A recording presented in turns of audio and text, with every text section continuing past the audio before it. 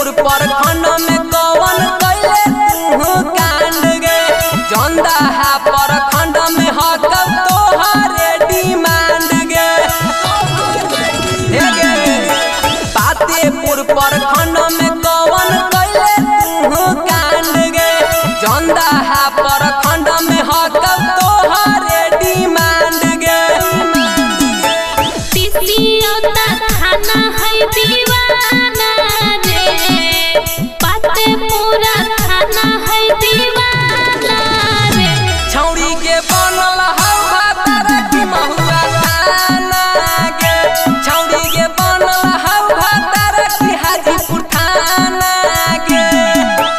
बनल हौ भातर की महुआ बनल हौ भातर की महुआ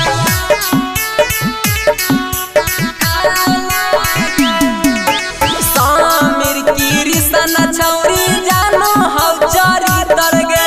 काहे खातिर बनो ही छौरी ये दाना पवित्र गे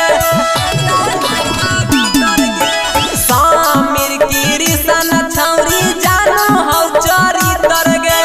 काहे खातिर बनो ही छौरी ये दाना पवित्र गे चुपर छोरा करही माना रे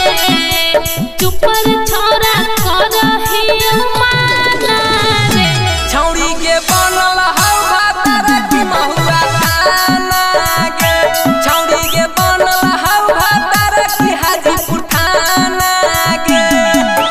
Krishna digital recording studio Gangapur Lakshmi नारी कला वैशाली छौड़ी के बनल हौ भातर की महुआ थाना के छौड़ी के बनल हौ भातर की हाजीपुर थाना के आवल चावल रह है रोजाना रे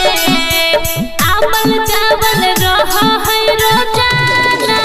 रे छौड़ी के बनल हौ